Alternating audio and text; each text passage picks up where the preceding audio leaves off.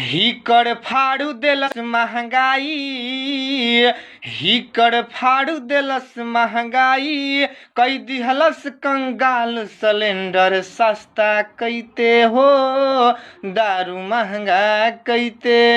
हिकड़ फाड़ू देलस महंगाई, हिकड़ फाड़ू देलस महंगाई, कई देलस कंगाल सिलेंडर सस्ता कैते हो, दारू महंगा कैते।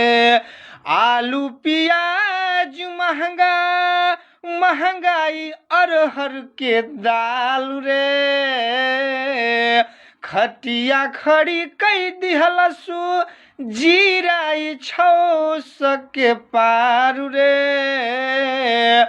आलू पियाज महंगा, महंगाई अरहर के दाल रे, खटिया खड़ी कई दिहलसु जीराई 600 के पार रे।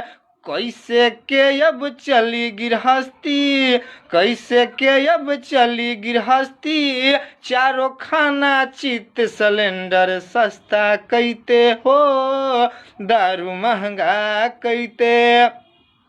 मेहरियन के स्नो पाउडर महंगाई 16 सिंगार रे,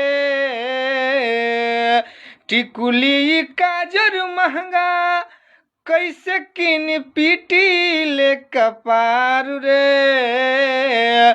मेहरियन के स्नो पाउडर महंगाई 16 सिंगार रे, कैसे के काजल फेसियल किन पीटिल हमहू कपार रे।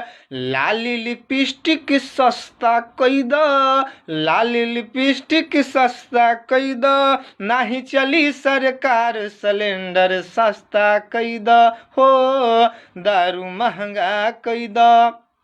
हिकड़ फाड़ू देलस महंगाई, हिकड़ फाड़ू देलस महंगाई, कई देलस कंगाल सिलेंडर सस्ता कैद हो, दारू महंगा कैद हो, सिलेंडर सस्ता कैद हो, दारू महंगा कैद।